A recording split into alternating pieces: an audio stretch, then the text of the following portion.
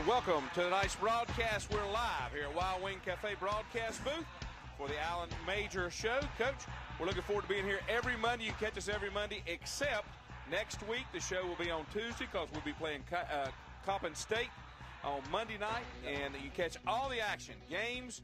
You can catch the Coach's Show, everything that you want to know about 49er basketball on ESPN 730, Charlotte's home for sports.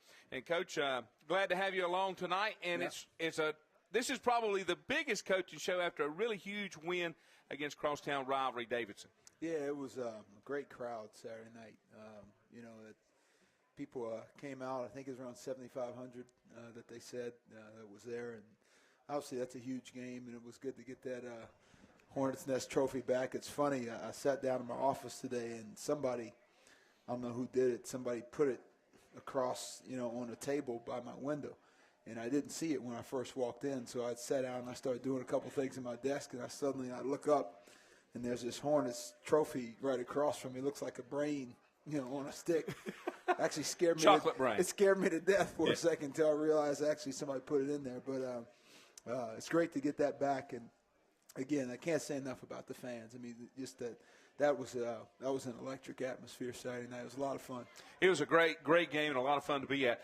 I'm Lanny Ford. Matt Swarad is usually in this seat, and I'm usually in the second seat, but he's a little under the weather tonight, so we hope Matt gets to feeling well. One of the things that Matt had made a comment about on Saturday night is the Niners have never lost to Davidson in Halton Arena, 7-0 if I remember correctly, which that's a huge accomplishment in itself. It is, yeah. It's great to keep that going too. And I know the last game there was when Lee Meyer and Steph Curry went at it down the stretch, back and forth. So to be able to maintain that home advantage, and it was just great, to be honest. I know it was Davidson, but I don't know how our guys felt. It was just great to be back at home. Right. Three-game road stretch coming into that. Absolutely. Yeah, it had been a while. So then we break out the green uniforms. So I think guys are so used to them that it was no big deal. But it was great being back in there, no doubt. We take emails every week. You can email us at major4949ershow@yahoo.com and get your questions in for the show. And, Coach, we'll go ahead to question one. And it's brought to us by the Alumni Association. It's the Alumni Association weekly email segment. And here's one from Tommy Holbrooks. Mm-hmm. And Tommy says, good job Saturday. Love to beat Davidson. Got a little scared during the ECU run, but a really good road win. I'm an old UNCC fan from back in the 70s, and also a good job of whomever for putting your games on and shows on ESPN 730. I can enjoy the games at home in Bessemer City. So he's glad to see where we're going. He wants to know, where did Gökhan Surin transfer to? Gökhan went back to Turkey. Sat down at the end of last year and, talked about his playing time and things of that nature. And it was mutual. He decided that, and he looked at – we'd already signed the kids coming in this year. So for the playing time that he wanted based on our depth and the ability to, obviously we're going to be playing some more guys, he felt – he'd be better served to go back and try to play professionally. I don't know the name of the team that he's playing for. I know he does stay in touch with Luca Vancina, who's on our roster right now from time to time. But from what I hear, he landed a pretty decent deal, and and he's back home. So at the end of the day, it doesn't always work out, but the most important thing is that he's happy, and that's the most important thing. Coach, another email. This comes from Gracie over in Raleigh. And she says, we noticed that during one stretch of the Davidson game, you inserted three freshmen, and it was Perrier and Terrence and E. Victor, along with Luca and Braswell. Will we see more of this lineup as the season progresses, and this is a good sign of the future for Charlotte basketball? And you and I talked about that. Yeah. After the game. You kind of went big there, which is a little bit different from the way that you normally do it in rotation. Yeah, they had been one of the bigger teams we played up to this point. And so sometimes it's funny. You never can really sit down and predict who's going to be in at certain times of the game. Sometimes it's foul trouble. Sometimes the guy gets tired and he needs a break. Just that particular stretch, it happened to be those four guys. And, I think versatility is a good thing. The biggest problem with versatility is you got a lot of options. And the challenge is, and it's good, that every game you got to figure out, all right, what's the best way to use our versatility to our advantage? And that particular stretch, we happen to have 3 young guys in there, but I'm really proud of the way they performed. I mean, Terrence is improving, and Victor had a good night, 10 points, 3 assists, 1 turnover. Luka, banged in a shot that kind of just kept us going there in that stretch. He and JB were kind of warm. So, I think every game that those kids can get into, it's going to pay off for them down the line. Coach, one of the things that I noticed, and it was mentioned in an email that we got from Steve Ray, said, great win, great crowd for the Davidson game. This was an atmosphere I remember from the former Conference USA days. I read the wrap-up on the 49ers website. Can you tell us more about this comment? This was a comment you made. We want to continue to grow in toughness and continue to grow in sacrificing for each other. From the get-go, I thought we had an edge about us. Yeah, we challenged the guys with that. Obviously, every game you go into, you want to win it. So we actually, believe it or not, we try not to talk to guys about winning a lot. We talk about trying to perform at a high level, because I think if you do that, then you'll get what you want in the end. So as a result, we talked about continuing the sacrifice, meaning that every game's going to be different. Different guys are going to play. Some guys are going to play great.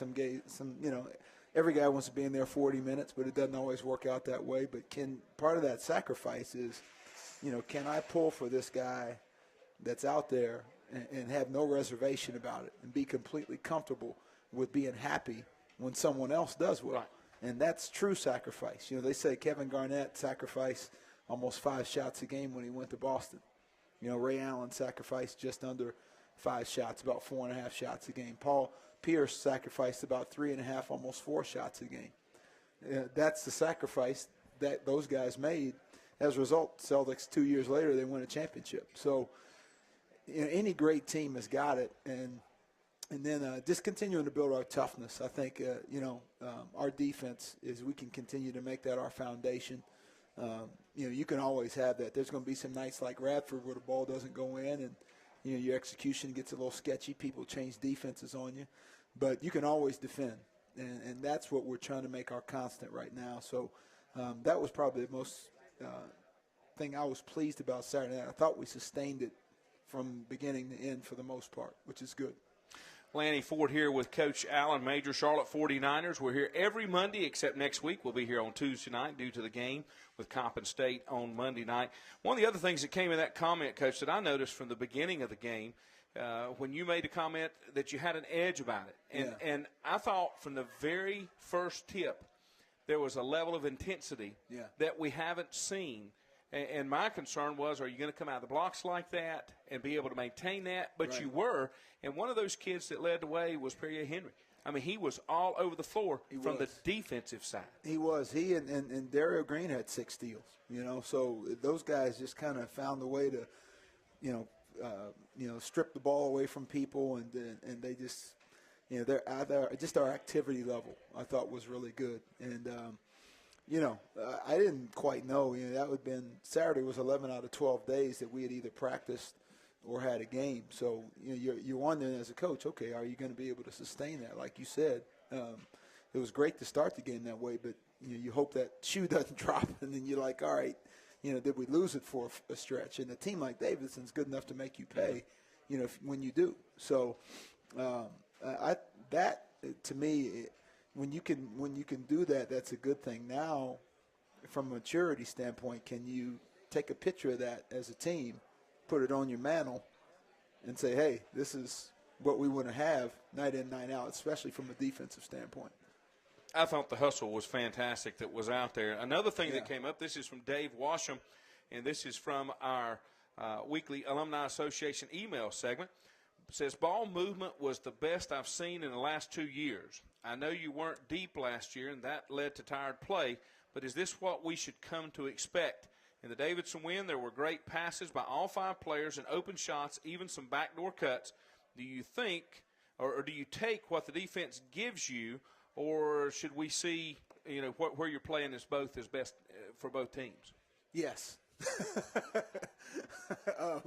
But no, I think 16 assists, 12 turnovers Saturday, so the 12 turnovers was a positive. That was huge. Lowest of the year, which is a good thing. Yeah, you do take what the defense gives you. You know, they were doubling Braz in a different way. You know, they were playing them on the top side, so the double team was coming from the baseline side, which that's unique. Most double teams come from the middle. So, you know, being able to get the ball out of the post, I think he had the great hook pass to DeMario for the dunk. So that's important to us to move the basketball because the ball movement usually finds the best shot. That's something that we try to tell our guys. You know, if you move the basketball, it's going to force the defense to make decisions. If they have to make decisions over and over in the course of about 30 seconds in a possession, then the more decisions they have to make, the more mistakes there's a chance they can make. And then you want to make sure that you either drive the ball or get it inside or, you know, make an extra pass. When they make that mistake, then that's how you get the easiest shot possible. So that's kind of the trend that we'd like to head towards. That's a really observant question right there for him to mention that. And that's we'd like to continue to head down that road if we can. You know, when you talk about growing as a team, one of the things, you know, you want to take it in chunks, one step at a time. Do you think this team took a major step in maturity Saturday night in the way that they played? I hope so. Yeah, I really do. I mean, all you have is the evidence in front of you, and to be able to come out and sustain the effort, you know, for 40 minutes. This was, I believe, the third game of the last four where we shot better than 50% from the field. So that's a positive thing. The second game out of the last four where we've had less than 15 turnovers. Which is good. So there's some steps, I think, being made, and that's why this month of December, I think we talked about this last week, it's so important that you look at all those little areas in terms of the numbers and the stats where you can control that and grow. And now that's what we'd like to take. You know, from now to the end of the month, can we just be better in those little areas that we've targeted? And but Saturday was a step in the right direction. I think it was also. We're live here at Wild Wings Cafe at University, and we'll take our first break. We'll be back with more. You're here on the Coach Alan Majors Show on ESPN 730.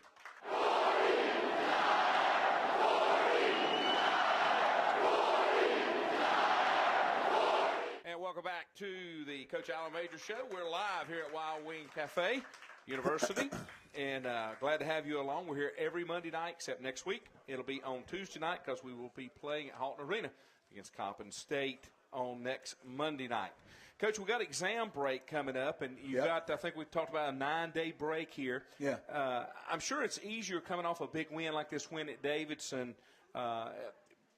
Whenever you lose, it weighs on you till you can get back out there and kind of redeem yourself. Now, coming out of this big win, will you be able to maintain the intensity when you come back out for that next game 9 days after the exams? Well, that's the goal, because that gets kind of back to the humility, maturity part of it. Is that, you know, 6-2, that's great. You know, it's in the books right now. Put that behind you. You approach every game almost like you're 0-0. Fresh mind, fresh approach. That way you don't pat yourself on the back too much, or you don't accept too many pats on the back. You have to kind of keep your edge about you. So right now, the first and foremost is academically, our guys doing a great job and finishing out this week. So, you know, like I said, we've been on a long stretch there. We gave them Sunday off.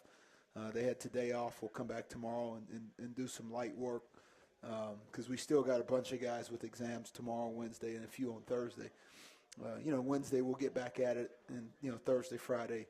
I mean, we've got some time to prepare. Wednesday and Thursday will almost be kind of like that mini camp mode that we've talked about. You know, we take the most glaring things out of Radford and Davidson and try to attack those on Wednesday and Thursday, almost like a cleanup deal. And then Friday, Saturday, Sunday, you kind of head into your Coppin State prep.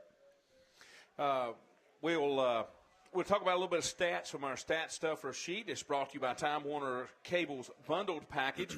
And, Coach, you know, you like to talk about stats and how you make those little growth spurts inside of your stats and how that can change the outcome of a game. Yeah. One of the things you probably were not expecting was the shooting percentage that you had from the field. That's not one of those things you can always count on, but you'll take it. Oh, absolutely. Yeah, and I think we were 56% against Wright State. I believe East Carolina, we were right at 55%. I think Saturday may have been 52%, 51.8, something like that. So our goal is to be around that 46 47 range. We're creeping up there right now. We're at 43. So, and again, sometimes that's just 1 or 2 shots per game, better shots you take that could lead to 1 or 2 more makes that can slowly creep that percentage back up there. So then the other thing we want to do is on the other side of the ball is continue to keep people, where they are now. Our goal is 39%, which is funny. We looked at last year, and last year we were 43% for the season. And we looked at it and said, if we can be 3 stops better, we talked about that all summer with the guys, be 3 stops better this year than last year. Well, 3 stops takes you, it was 44% field goal percentage defense. 3 stops better takes you from 44 to 39. And puts you under 40%. Puts you under 40%. So it's amazing. You can get 3 stops in a lot of different ways. You can take away an easy basket in transition. You could take away a drive to the bucket. You could take away an offensive rebound putback. So there's a lot of ways to get those 3 stops. But that's the edge part, I think, that we're talking about. We want to maintain that on defense because, like you said, you can always have that. You can't always control where the ball goes in, but you can control your defensive effort. When you look at the stats from Saturday night's game against Davidson, one of the things that we talked about in the postgame show was the amount of double-digit minutes that so many of the players got that you had. If I did my math right, it was 8 out of the 9 that played had double-digit. I'm sorry, it was 9, but it was almost 13 players that got on the floor that had double-digit minutes. You're starting to build, I think, a higher comfort level with that many kids getting in with longer periods of time, which gives you that depth that one of our email folks wrote in about that you didn't have last year. Yeah, that's important, and again, every game just takes a life of its own, and so it's always going to be a certain lineup or a certain combination that might be out there more or less, and I think right now, looking at that, overall in the year, we're right at 9 guys, I think, in double figures, and with one guy approaching almost double the 10th guy. So the idea that in the offseason was, if we could embrace that and really develop it, it can allow us to hopefully keep our defensive intensity level up for the entire game, because now fresh legs should equal fresh effort. And so, last year with having limited numbers, we had, guys were out there a lot of times 35, 38 minutes a game. Well, it's hard to play that hard at a high level for that long. I mean, human nature is you're going to pace yourself. You don't even mean to do it. You're just going to do it. So now I think, being able to play more guys, I think it's helped us so far. And, again, we just like to kind of stay on this track that we're on in terms of our defensive effort and improving our execution. Do you think part of that comes from, as we talked about earlier, the sacrifice part, that you've got kids out there now that have confidence in the players that are coming off the bench to give them a spell, that they can go, they know they can go 110% for the time that they're going to be out there and not have to worry about the level of the team's intensity coming down? Yeah, that's a great point. Yeah, that's ultimately what you want is, and again, when you're never perfect in it, but if you can just develop, and we're still continuing to develop that mentality of next man up. Somebody gets in foul trouble, next man up. We were at Radford the other day, and Braswell's back was kind of spasming during the game, and he had to come out for a while. Well, KJ, jumped in, just gave us, 4 or 5 quality minutes in the first half. So, and as the young guys continue to improve, I think that's the key right now is their development because, again, Terrence and Victor, Barrier, I mean, this is still – Saturday was their 8th college basketball game, so they still got a lot of growing to do. But I think as those guys continue to improve, it'll really help because, again, now whatever thing they lack in confidence right now, you want to start to see that dissolve over the course of the year. And now they'll go in and they'll be on a road game at Dayton or at Xavier. And, by that point, you say, okay, this guy's no longer a freshman. You're just a basketball player. One of the other stats that kind of stuck out to me from Saturday, and I don't think you'll be surprised. I wasn't surprised in looking at the lineup. Davidson controlled the boards as far as rebounds were concerned, But the Niners, your kids were able to make adjustments to compensate for that and still come out successful at the end of the game. I think that shows a lot about your team as well. Yeah, it's a double-edged sword because we've been defending, pretty solid, so people have been missing shots. And sometimes, I think we were 52%, they were 36, right around there. Well, that means they missed more shots than we did. So as a result, they had an opportunity to get more shots back than we did because they missed more. So now our next thing is improving our rebounding to the point where, hey, let's still force the other team to miss more than we do, but let's get more of those misses back than they get. And that, I think, will help. Now you can get a rebound and start a fast break, or it just gives you another possession when you get that ball back before, as opposed to them getting it back. But that's another step in growth for us, is to continue to get those, we like to call them one-and-done possessions where they only get one shot and that's it, and you can take off the other direction. JB kind of got unconscious there in the second half and hit 5 for 6 from the three-point land, 15 easy points as far as totaling up. But you had 36 points that were in the paint. Yeah. And I think that's a number that's grown as the years went by. I don't know that you've had that high in the paint. There were a lot of driving, a lot of dishing off, but also a lot of guys that were either going to make the basket or draw the foul, which is something you're looking for. Absolutely, yeah.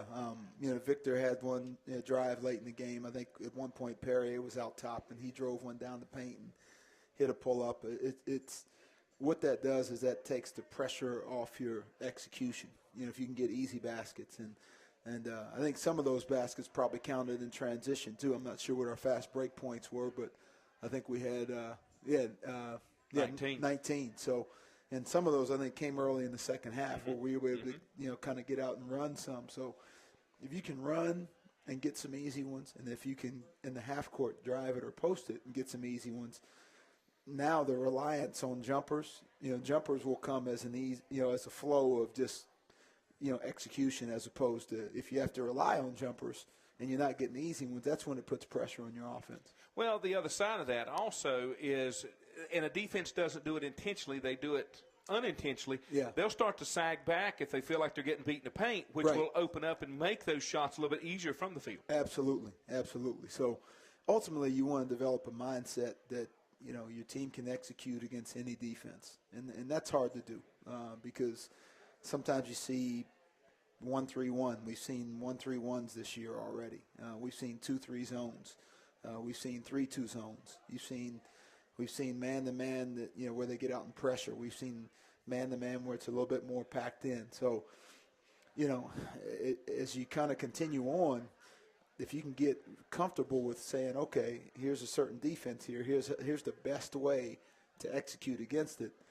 Now the players on the fly will be able to recognize that more in a game and not need us as much as coaches. That's what you'd like, is that, they don't always look at the bench and wonder, hey, what are we running?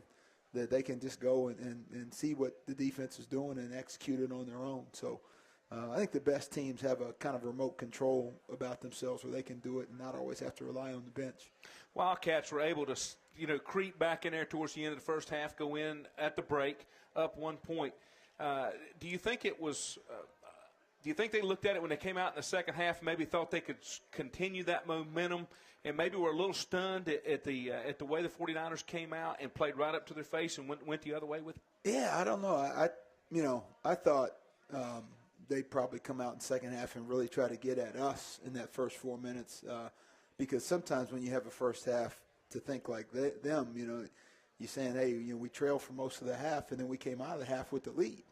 So you feel like, hey, we didn't play particularly as well as we'd like, but we still got the lead at halftime. So our thinking was, we had, I think, 9 turnovers in the first half. So that was just a function of, hey, let's just settle down. And I think guys were excited, probably a little jittery. And we had a few where somebody threw it and he thinks the guy's looking. Just cutting and not looking. You know what I mean? Just so that if you can eliminate those, and quite honestly, at halftime, we just said, hey, let's reamp our effort and offensively just pass and catch. Yeah.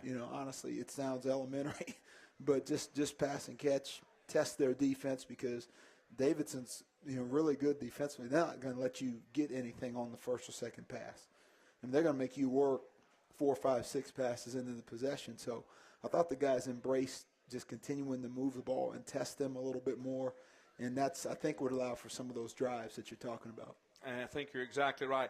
We'll take another quick timeout. We're here live, Wild Wing Cafe, University location on the Alan Major Show. We come back after the break. We'll be joined by our special guest, Rob Perrin, Director of Basketball Operations for the 49ers. You're listening to the Alan Major Show here on ESPN 730.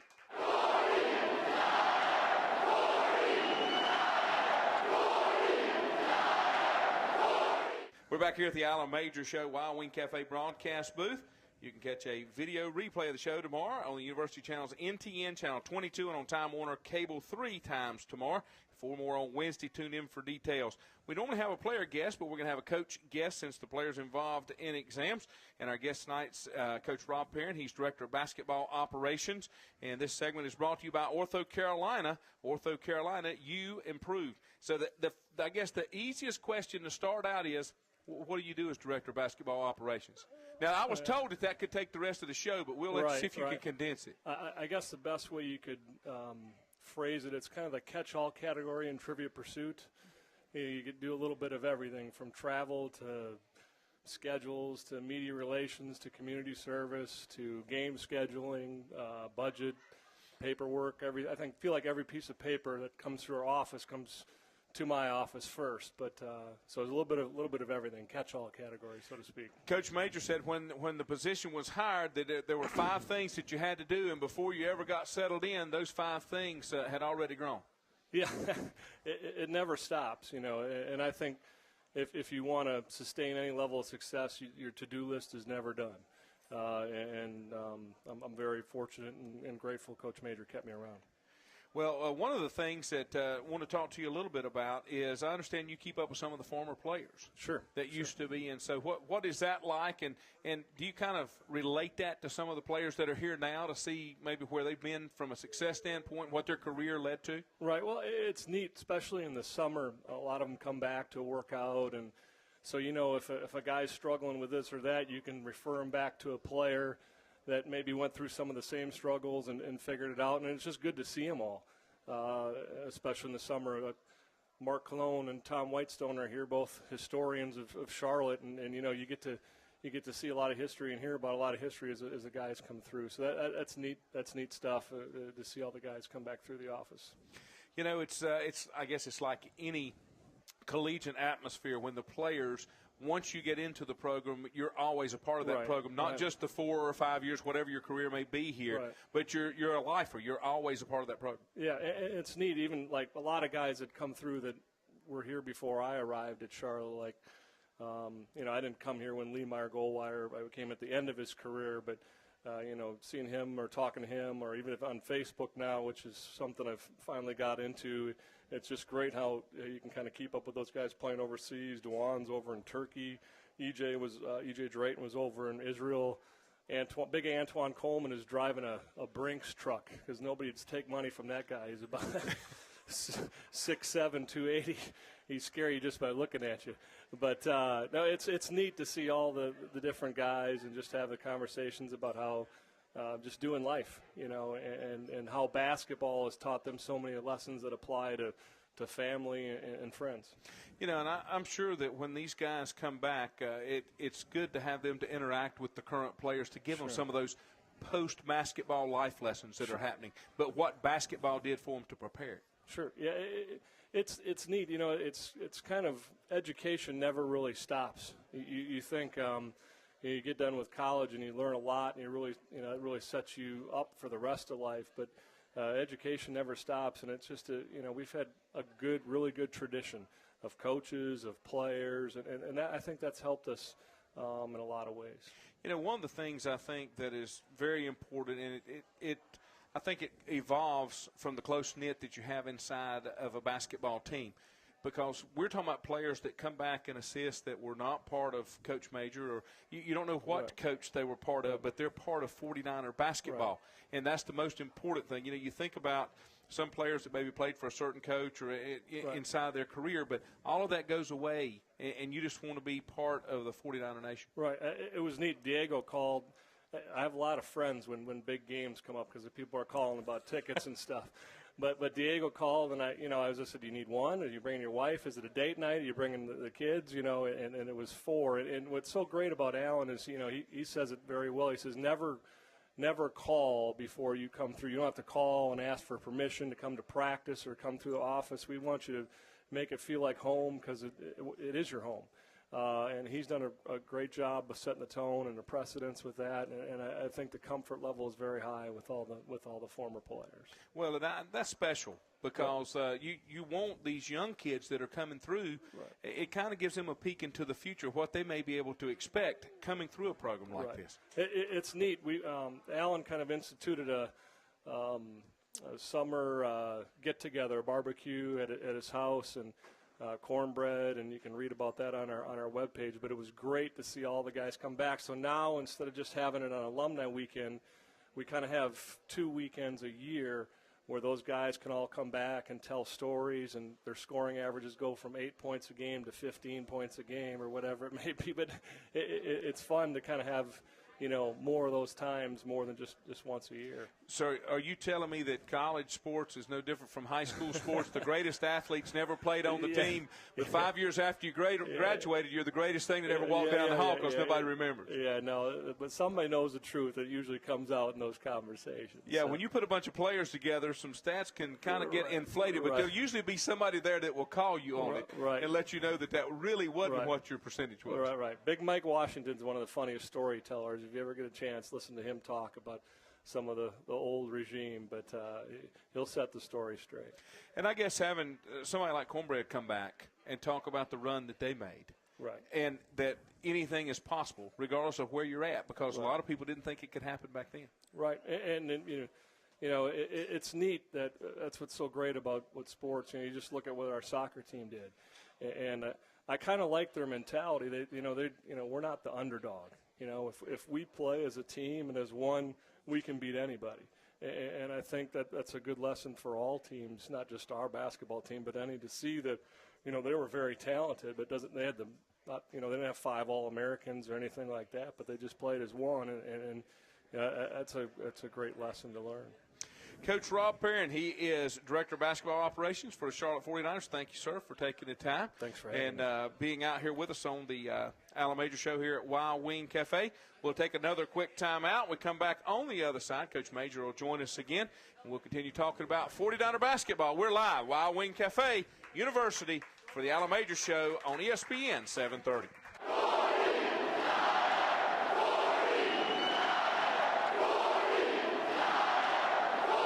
And welcome back to the Allen Major Show here. We're live from Wild Wing Cafe. And if you're wondering, Wild Wing Cafe has added a new promotion this year, and we hope that you've enjoyed it so far. 10% off for 49er fans before and after home games. It's the official hot spot for the Charlotte 49ers. Just show your ticket before the game or give them your ticket stub after the game for 10% off your entire order. Also, we'll talk about it. We talked about it when we went into the break. We'll talk a little bit about 49ers soccer. We do want to thank Wild Wing Cafe for hosting 2 College Cup viewing parties right here, and we appreciate that. Coach, we do want to talk about the soccer a little bit. I didn't get to see it all. And, I've got younger kids, and I'm having to drive around. I got to be here, and you got to take me there. And so I kind of feel like I jinxed it. I came in, it was scoreless. And I didn't sit there long, had no idea what was going on, and then Carolina scores. Yeah. And we were watching, and it kind of everything stayed on the Charlotte end. They couldn't really get anything on the other end of the field. And then we had to leave and go do some church caroling last night. Yeah. Keeping up with it on Twitter. And all of a sudden there must have been a flurry of action from the Charlotte standpoint after that, and had some really close almost goals. Yeah. I think one hit across the bar, if I remember correctly. I mean, a header just missed on a corner kick, if I remember. Yes. And, congratulations to Coach Gunn. I mean, nobody expected him to do that. Yeah. I know Mike Solarte from News 14 had told him after they won the semifinal round that ESPN was going to have to change their website because they had 3 teams on there, 3 of the 4, and Charlotte wasn't one of them, so they needed to put some green up there. Right. So we've had Coach Gunn on here before, and congratulations to those guys. I know you want to send out your congratulations as well. I got a sweater on right now, but I got goosebumps talking about it just because that feeling when you're one of the last few teams left and when you're one of the last two, it's such a unique experience because every week that you continue on, it's just there's fewer and fewer teams playing, so it's the ride. I'm sure that all those guys would say that they enjoy. The bus rides back and forth from the hotel, the team meals, the times on the flights, where you're coming and going. But Jeremy and his staff and those players, I mean, what an incredible effort. And one of the announcers yesterday, I loved what he said about us. Because we try to adopt this with our guys. We use a phrase on our team that the toughest team sets the rules for the game, meaning that, if you're the more aggressive team, you can sometimes dictate how fouls are called. You can sometimes dictate how the other team reacts to what you're doing, all that. And one of the announcers said that yesterday, that Charlotte's soccer team dictates how the game is played by both teams, which I thought was a tremendous compliment because and I don't know a whole lot about soccer, but I knew a lot of North Carolina guys were on the ground to start the game. Well, and one of the things as far as the Niner Nation itself that so many people talked about, they were outnumbered. Yes. I mean, the Carolina fans did not come in like the Charlotte fans did. There was a lot of green. You could tell. And watching the game, you could hear the Niner chant in the background when it was going on as well. So it was amazing. It was a great atmosphere. And, that's an experience that those kids will never, especially the seniors, will never get again. Yeah. And what a memory to go out on. It really is. It really is. I mean, I was fortunate enough, back in 2007, we lost to Florida in the national championship game, which I still have not yet watched that game to this day.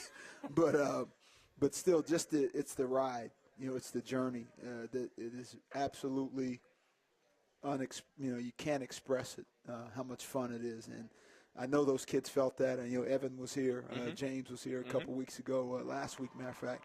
And just seeing that look on his face, I knew what he was feeling. And I hope that the Charlotte fans and the Niner Nation just hold on to this, for a little while. Even though it didn't end how we wanted it to, it's a unique thing, and it's special. The prestige of being on that national stage. Let's hang on to it for a while and wrap our arms around it because that is a unique deal, and hats off to those guys. People that didn't know who the Charlotte 49ers were now know about them from that soccer match and making it to that level. Absolutely. Carolina was one of those teams that seemed like they've been there a lot. Yeah. But here was a team that took them toe-to-toe. Yeah. And it came down, if I'm not mistaken, the Carolina player that scored that goal, that was his first shot of the night. Yeah. Or of the game.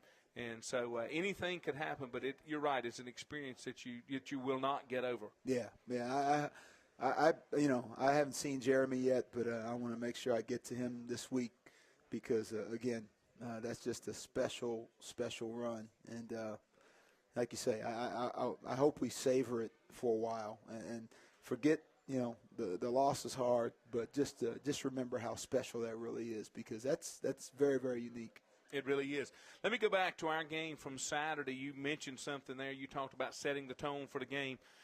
One of the things that I noticed from the beginning of the game, you and I'm sure that you do in coaching, I always did, you want to watch and see, kind of like an umpire in baseball, you want to see how big that strike zone is. Yeah. You watch those officials to see how much are they going to let you play. Yeah. And I thought from the beginning of the game, and it was pretty consistent the whole game, they really let the kids just play. They let them rough it up a little bit and play. They did. And I thought that was good. I agree with you. Yeah, and that thankfully worked to our advantage, early on and throughout the game. But I didn't. I think I might have barked at those guys a couple of times on a couple of things, but I try to stay off of them as best I can because you were valid in both of them. I saw it. The kids feed off of that, and if they see us react a lot, then all of a sudden they're reacting, and the more they're reacting, they're not playing. So, but the best games is when you hardly recognize when those guys are out there, and I like the fact that they kind of let some things go, and a couple, both guys on both sides got popped a little bit to start the game, but It wasn't anything malicious or dirty. Just hard play. Just hard play. So, I'm with you. I like the fact that, the way things were allowed to kind of, let go there early on. I know one of the things that always seems to be a problem for a lot of the teams here locally, especially in the ACC, and it may have been different when you were at Ohio State, but it seemed like the ACC – the teams would get hurt when they would get in tournament play because it was rougher play than what they would let them play. Yeah. And maybe you can allude a little bit to that, and maybe how the A-10 is. Yeah, and I think A-10 play is clearly different, from non-conference. It's a little bit more physical. They definitely let you play more. I think from being in the Big Ten, I think that's why a good amount of Big Ten teams have had some success in the tournament. Michigan State's. They do let you play rougher in the tournament. Absolutely, and they let you play rougher in the Big Ten. There's just there's a brand of basketball. It's almost similar to football. Big Ten football isn't really particularly wide open. It's a 3 yards in a cloud of dust. Mm-hmm. A lot of teams running the ball. Physically, pretty tough defensively. So some of that same brand almost spills over in the basketball season, as crazy as it sounds. Mm-hmm. So every league in its own way almost has its own style of play for the league itself. ACC football right. even is fairly wide open. That's right. That type of thing. So, but yeah, I think, if you get used to getting beat up all year long and then all of a sudden you get in tournament play, usually it doesn't shock you too much. Matter of fact, you're saying, okay, this is just kind of what we've been used to. Mm-hmm. Let's keep on playing. Yeah, so I think it's a good thing. We're going to take our final break here tonight on the Allen Major Show. We come back, we'll wrap it up. We're live. Wild Wing Cafe University on the Allen Major Show, ESPN 730.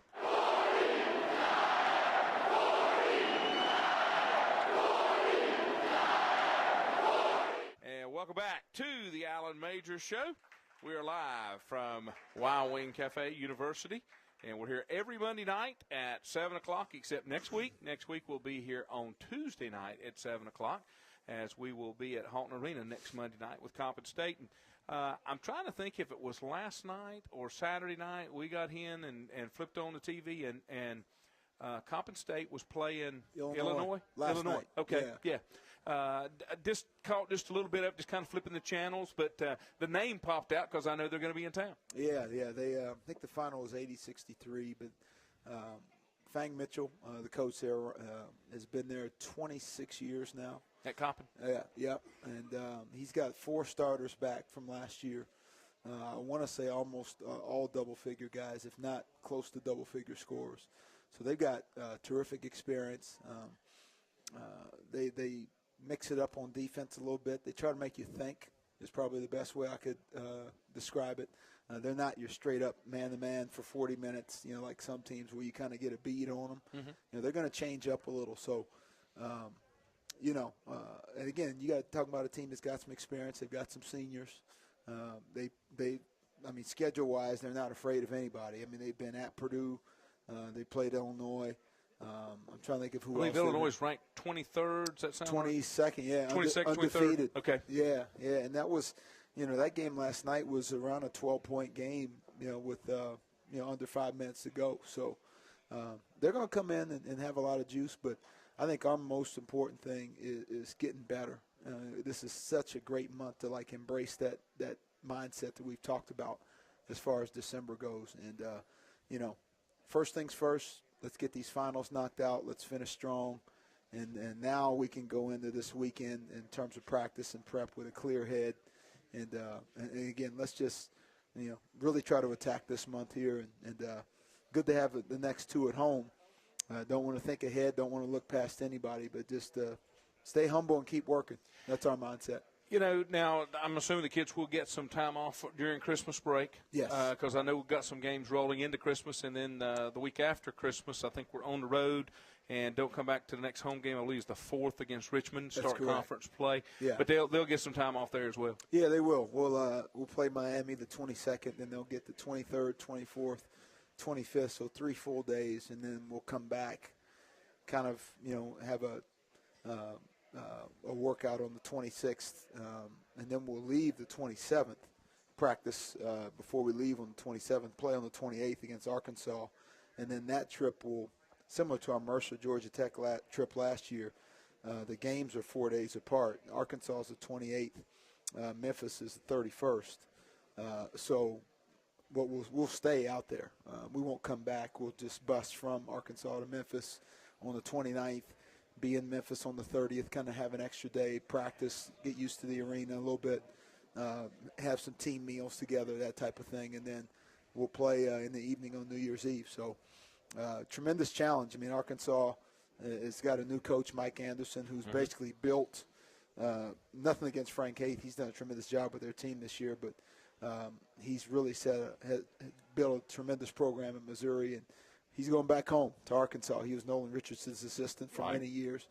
And then Memphis is still sitting around. I think they had a tough loss to Murray State Saturday, but they've been a top 10 team up to this point. So there'll be two tremendous challenges for us, and then we'll come back on the 4th against Richmond. So just when I said I wasn't going to think ahead, I just did it. But it is a good way to be out there on the road against top-notch opponents before you start your conference stretch. Yeah, and at that point, being on the road, I don't think should faze any of us.